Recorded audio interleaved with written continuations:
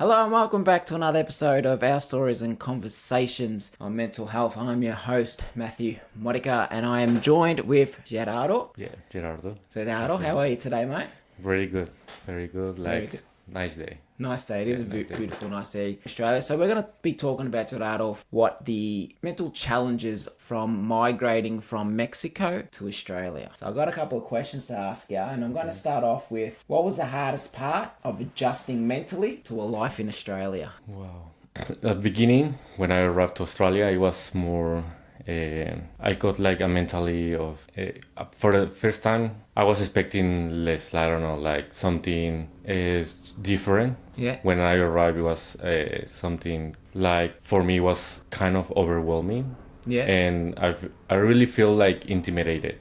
Yeah. Like when I went to the city and I saw a lot of people, and then English, probably English was more a barrier Yeah. because despite like we're learning English in Mexico, like we don't have the practice to express ourselves Yeah. very well. So at the beginning, when I try to do something and thinking like people don't understand me, and it's like make me crazy. And also the difficult part it will be getting out from your comfort zone, like my bubble, like everything was different, like family, like when you don't have like the support you have back in my country, it's like now it's in my own, like that kind of challenges when I feel lonely, when I feel like stressed because of I didn't get a job, when I didn't get like I have to pay the rent, I have to pay the studies, and like that is one of my challenge. How did you deal with feeling homesickness, especially in the early days of coming here? I think it helps that my brother was here Yeah. a little bit, despite like I didn't have a good relation at the beginning, but just having a family here, like try to help you, try to support you when they can, help me to mitigate a little bit the homesick. But yeah, still like my mom, my dad, or my cousins, like I really feel like very connected with my cousin, one part of my family that I always talk with them, like my problems and what should I do, what should I not, like, and the different hours, like different time zone that make me like not reach, how you call it, like was difficult to connect with them, like if for Talk example to them exactly. and message them because the time difference would be like early morning over there, and you'd have to wait until you wake up to get a response. So if you were to call them or or just message them to say, hey, I feel like this, you're not going to get an immediate response. You'll have to wait. Exactly, yeah, like that. Yeah. It was more like that. And yeah, like actually, I'm not sure about the question, but I have like in time when I get like a crisis, like an existential crisis, like, and it's part of like life when everything is not looking looking good, and it's like, what should I do? Like, and I was about to go to Mexico again, I bought the flights, I bought everything.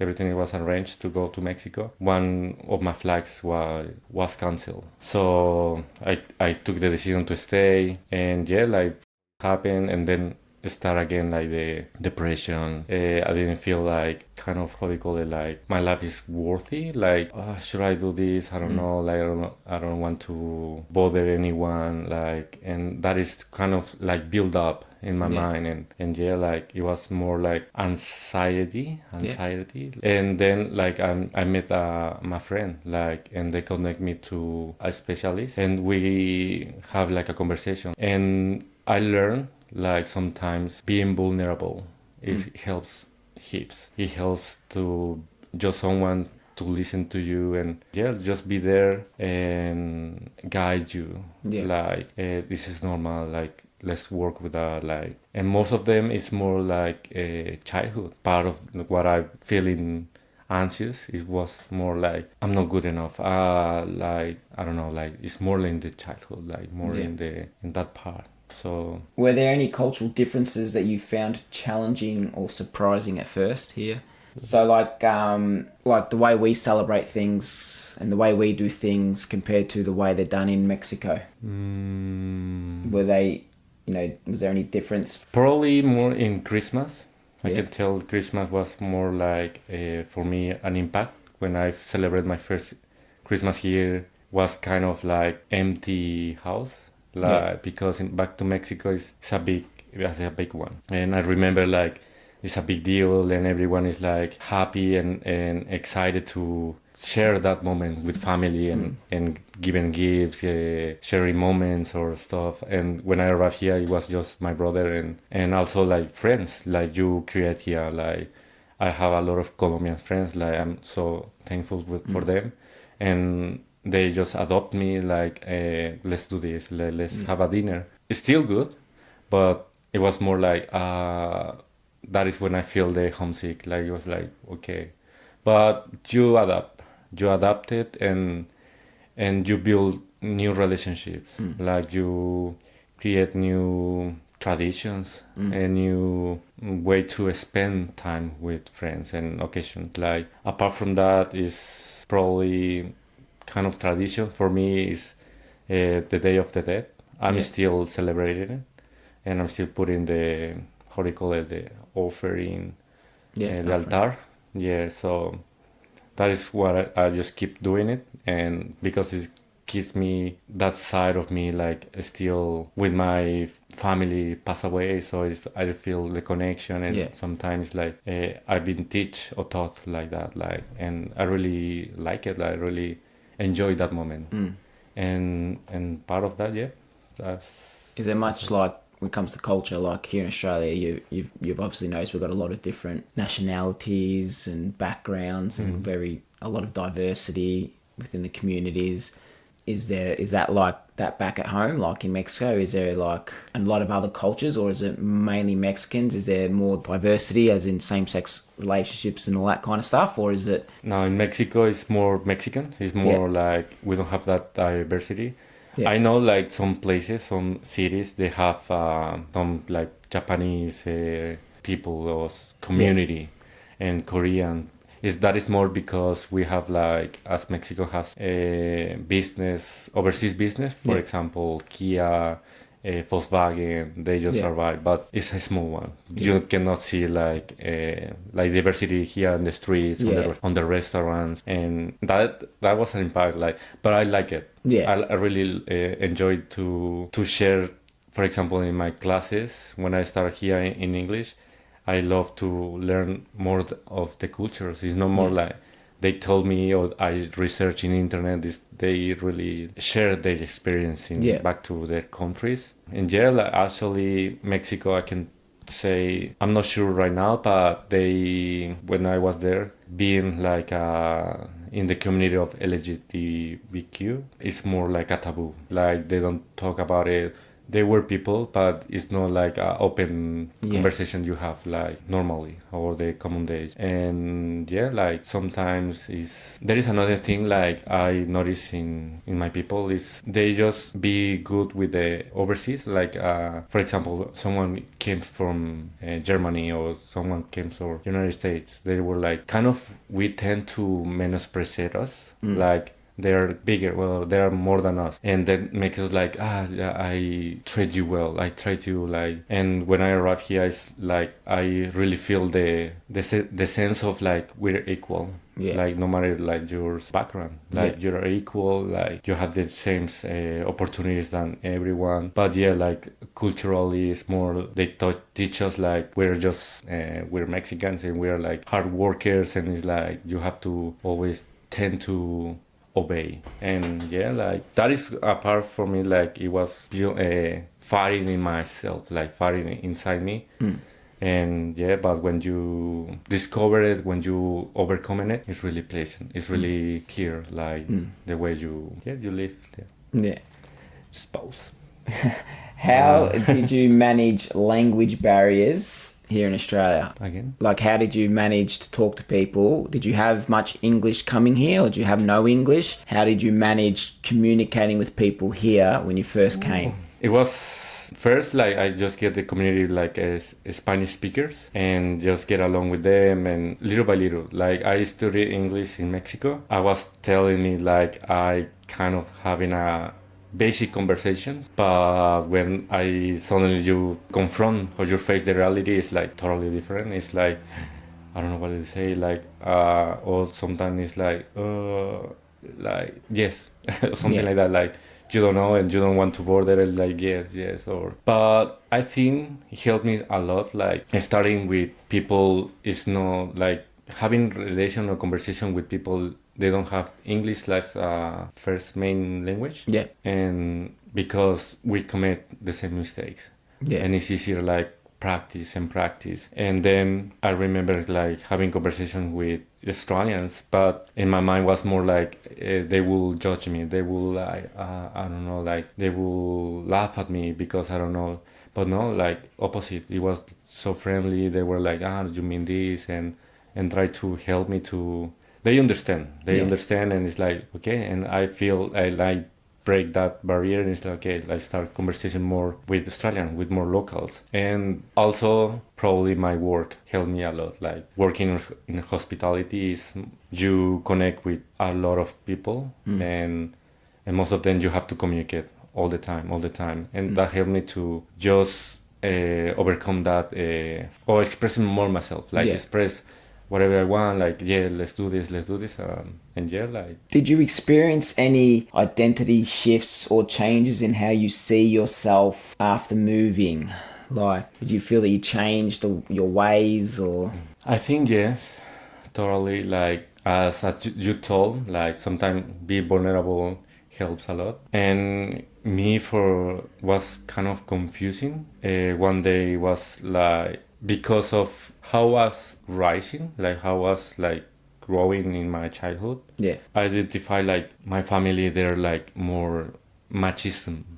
There are a lot Yeah. of machismo, and I really reject Macho. that. Yeah, macho, the Yeah. macho man, and like you have to do this and Yeah. stuff.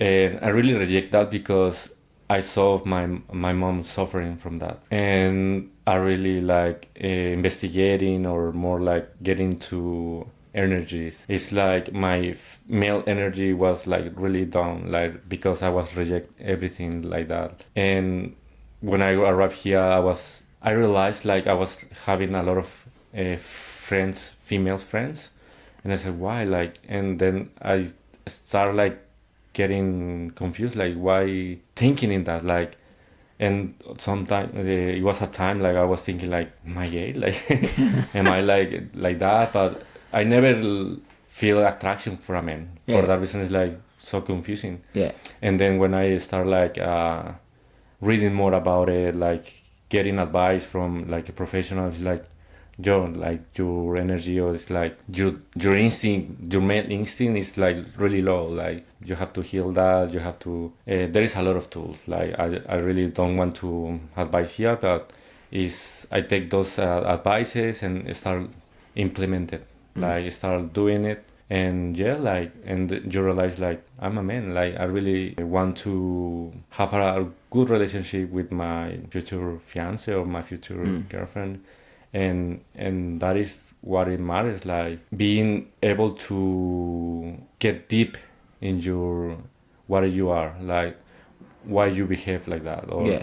exactly like that, and yeah, like just what I know, like just work with that, I don't know. Yeah. Now, I see. I have more female friends than I do have male friends, and what I think it is, men that are, and I know you personally, men that are more in touch with their feelings tend to have more female friends because females are a lot more in touch with their feelings as well. Where, I have mates that are all the macho and da da da da. I'm not really that close to them, but my male mates that are like me, like yourself, Yes, I I'm know. closer with you. So I feel that because women are more in touch with their feelings than what men are, and men need to start understanding it's okay to be in touch with your feelings. That's why we have a lot more female friends than we have male friends. Totally, That's the way I see it. yeah, and I really agree with this. Yeah. So, how did your perspective on family and relationships change after migrating? Wow, a lot. They changed it a lot. Like actually, like recently, I was talking with my parents about it. Like when you be aware of like what is mental health and how it can impact your environment, your friends, your close ones, and you put it the perspective back to Mexico. For example, when I go to Mexico in 2022, I was already aware of like what is mental health. I really lived my crisis and stuff, and it was so like impactante, like I don't know how to call it, like really shocking. Like Yeah. when I arrive and see my family suffering too, and they kind of like normalize it. They kind of like it is what it is, and it's like this Yeah. is life.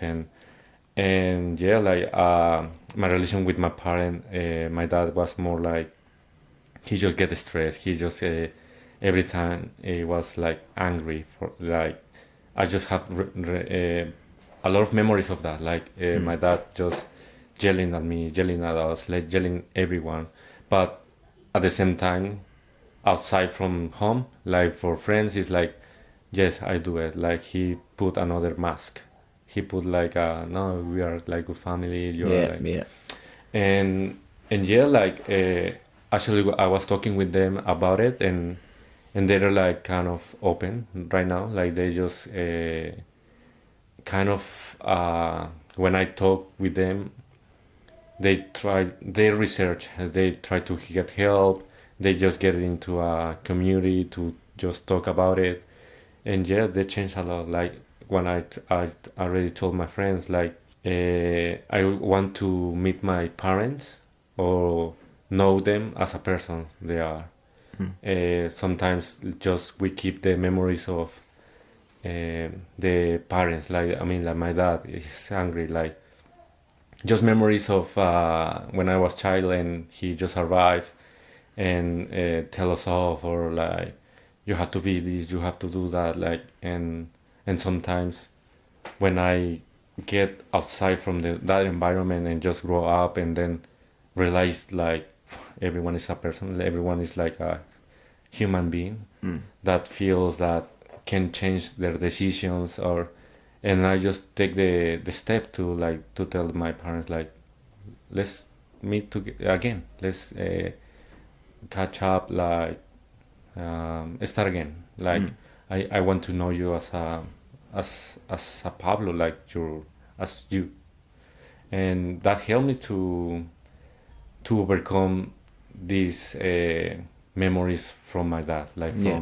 from that negativity of, because at the end he just want to everything for us, and probably he teaches a lot of good things about like how to be really responsible, how to be a hard worker, the values I have with my family or with my close ones, but also like they can split like and they just it was a cycle, I think, and I try to heal that, and also the relationships.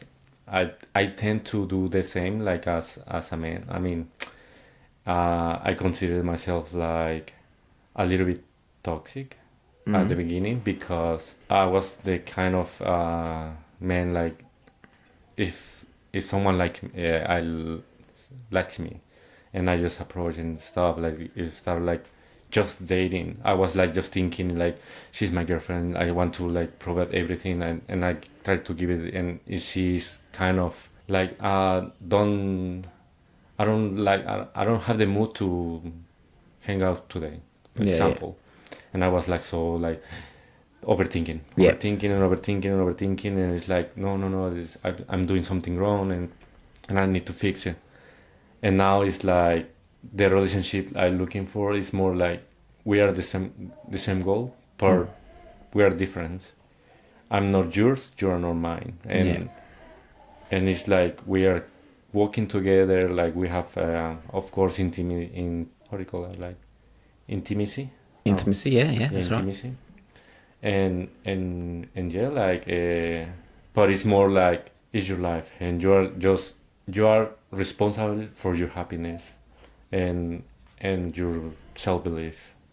I'm not responsible of your like your happiness or something like that. Like that is one thing like I learned. Like I suffer, I really, but at the end, like when you overcome, when you see it in that perspective, like it is really grateful. Like, and also like I was like the person like couldn't live alone. Like always I need to hang out with this or hang out with someone, and because being my alone was more like destructive. Like my self talk was like, I don't know, like you will be alone, you will be you're a loser, you're something like that. And but when you after the tools, I get the professional, and they help me to heal that. Now my conversation with myself is very opposite. Very opposite. It's like I feel so good from my own, and yeah, like try to share that kind of experience, or that my love. Like I try to share the what can I offer, and but without taking responsibility of the other people. Like if that makes sense. Yeah. MHC MatthewModica@gmail.com if any single ladies want to turn this into a dating site, a dating podcast. All right. So, were there any moments where you questioned your decision to move? How did you cope with those doubts? So you're talking about, was it when? Oh, Yeah. sorry, we're not allowed to even say that, so I'll have to beep that out. But the pandemic, so it was around there is when you questioned to go. Is it just because you were locked up and? Yeah, there's a lot of actually the first time I feel that was it 1 month when since I arrived. Like, why did I do this? Like, and it was kind of intimidating. Like as I told you, like, and then question like, will be able to overcome this? Like, do I have what it takes to live in another country? And at the beginning was more like studying English, like, and but also I was so intimidated. And then when I was hanging out with my friends and seeing the culture here, or like really, what I love from Melbourne is that they love art. Yeah. And they love every kind of art, like music, visual art and stuff, and they really support it. Like I fell in love with that, like because I'm a drawer, like I'm painting, and I really want to become an artist. And my way is like, okay, I know that in Mexico it will be so hard, Yeah. too hard to do that, and it's like I got the opportunity here. It's like, okay, what should I do to make it happen, to make it a reality? And yeah, like just start like researching, like investigating how to stay here, and yeah, like help me to get in this job. I mean, I'm a chef, and yeah, like I just got the sponsor, and I'm so happy and so grateful for that. At the same time, it's like a win-win. Yeah. And yeah, like I'm so grateful with my family. My brother is here with my family, my friends in here, like you, Danny, and Karen, Gabriel, and also like my bosses, like my restaurant. Yeah. I mean, they give me the opportunity, they give me everything, and now like I just have a big project like coming now, and it's like it's thankful for everyone. Yeah. Like, enjoy me. But yeah, like as you say, like there were several times like I did myself like why did I came to Australia, and the big one it was after the pandemic, between and after, and it was like because we didn't see the when we'll be finished, and there is no clarity, and probably the uncertainty Yeah. Uncertainty. was a big one for me. That is like something that it makes me trigger my anxiety, like not knowing what is going on in my future is like the worst. Yeah. Yeah. The worst. All right then. So, how did you navigate building a support network in Australia? Did you find it easy or difficult to make new friends? I think at the beginning was difficult because also my personality was more shy, Yeah. more like for me they have to approach first, like they have to say hello to me first, or they have to make me to create a relationship. and but some friends teach me a lot of ways to create a new relation, like a new friends. But it was like over time, like but at the beginning it was really hard, like because the only friends I got would be like English classes, the Yeah. English, but I just see them in English and in the classes. And I remember Karen was one of the first people like invite me to outside the classes, like let's hang out, like stuff. And then that was like getting out of my comfort zone. Yeah. and and then I don't know, I really feel like I love analogies, and it's more like a dog, like a pet, when they like really how do you call it, maltratar, how do you call it, when it's like they just punish, and it's like and the dog is afraid, and it's like don't really trust in anyone, like I feel like that, like I can't Yeah, that trust. what you explained Exactly, then. yeah. Yes. And yeah, like and then my friends helped me to overcome that, like to no everyone is bad person, like Yeah. no everyone is like try to hurt you. And yeah, like just be friendly and be genuine, Yeah.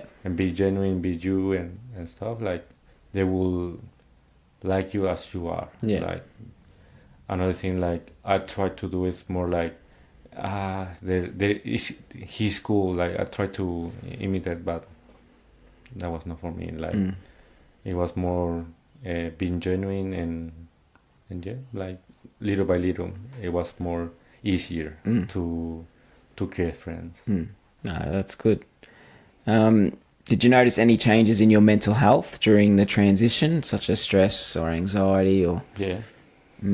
Actually, like right now I can tell like my anxiety is gone, Yeah. and the depression of course is gone. Like I think everything could be, what I realize is more in your self-talk. It's depend of like the perspective you take and the way you talk to yourself. Like sometimes we just being or self-talk is more echoes from the past, and there is like no, you just repeated it like unconsciously. And when you realize that you have the power to control that, your thoughts and stuff, and put it in another way, it changed. It changed. And for example, when I suffer like overthinking it, this was like just last year, like when I tried to stop it, and I realized like in my mind was like something happened, and I was like feeling I know that someone told me like the hole in rabbit, the rabbit hole. Rabbit hole. You fell down the rabbit Yeah, hole. exactly. Like, and I just stop.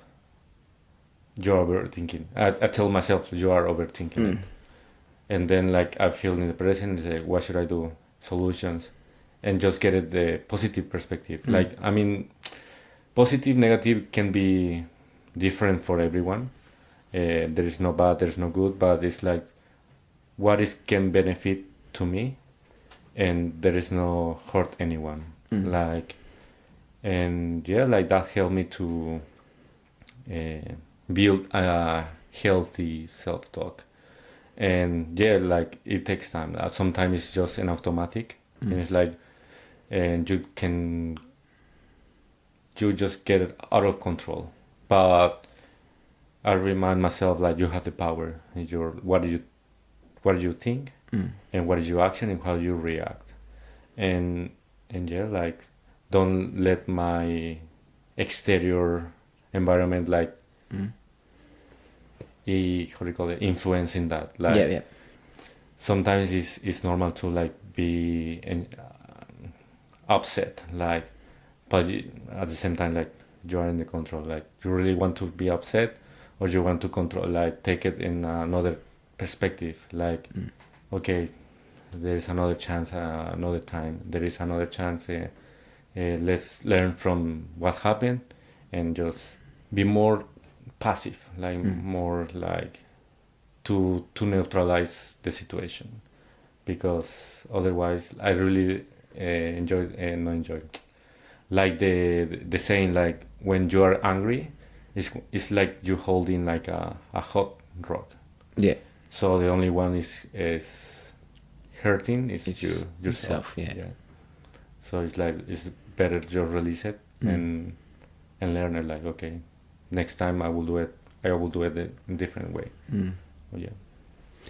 And looking back, what do you wish you had known about the mental challenges of migrating before making the move? Wow. Probably if I get more confident in myself before I arrive, because I realize when I get now I'm confident. It's like there is a lot of opportunities. There is a lot of ways to awaken your potential, and yeah, like but building confidence is more like it's dependent on your environment, and your first environment, and then and your support like your network, your support. But yeah, like probably is be more confident in myself, like and yeah, like that is what I would change. But that is life. Like that one something like I've been proud of myself is taking that courage instead of like hiding like in my comfort zone. Is like despite like I was like so shy, like just go and like kind of just jump into a rift, like, and yeah, that's why I was proud. But probably being more confident in myself like will help a lot, like heaps. Lastly, do you have anything else you want to add that I haven't really covered or asked about? You're migrating from Mexico, is that Mexico? Probably I know like a lot of stories out there, like from migrant people. Everyone has like different stories. Everyone has like a different challenge. For me, it's like take the courage and also don't hesitate to uh, to uh, to approach your network, like your friends. Like if you're passing something difficult and you want to just like because you think like you can handle, it's better like you talk with someone and just listen and express it, and then just be an open mind to receive sometime critics, sometime feedback, like, and that will help you. That will make you to be part of like that community and get overcome of your fears, and yet like support and courage and self-talk. One of the I probably recommend everyone is working the self-talk. Yeah. And yeah, That's good. all. Well, Gerardo here is actually the godfather of our son Emilio. We decided because he's such a nice, genuine bloke. Thank Good you. bloke. We met on it was Australia versus Argentina Yeah, true. in the World Cup game. Karen that you mentioned was a mutual friend. Karen was friends with my partner Danny, and then she was moving back to Colombia, and we came over, and that's when we met, and then we started hanging out, and been pretty cool ever since. And it's good to be able to meet people, from Mexico. I've met people from Colombia, learning a lot about the Latin community because there is a lot to learn about it instead of the stereotypes that they may get. So thank you for sharing your story. Thank really you for appreciate inviting it. Oh, no, thank you for coming. And if you want to come on the show and share a story, you can do it via internet, or you can just write in your story. It can be confidential. Gerardo elected to come on camera. You don't have to come on camera if you don't want to. For the YouTube, on Spotify, obviously there's no cameras. So there is confidentiality in there. So you don't have to answer any questions or anything like that. It's all confidential, and we respect your your decision. So if you do want to come on the show, email me at mhcmatthewmodica@gmail.com, or you can message me on Instagram, which is MatthewModicaMHC. And like I said, you can just email the story. I'll read it out. I won't say who it comes from. I'll just read out the story and have a conversation about it. So thanks for watching. Truly appreciate it. Again, thanks for coming on. Thank you. And actually, this is my first time in camera. Like, nice. It was like kind of good. It's a good experience. Yeah. Yeah. Well, you'll be seeing more of Gerardo. He'll be coming more on the show. I can guarantee you that, to talk about more things. So thanks for watching, guys. We truly appreciate it, and we'll see you next time. Yeah. Bye.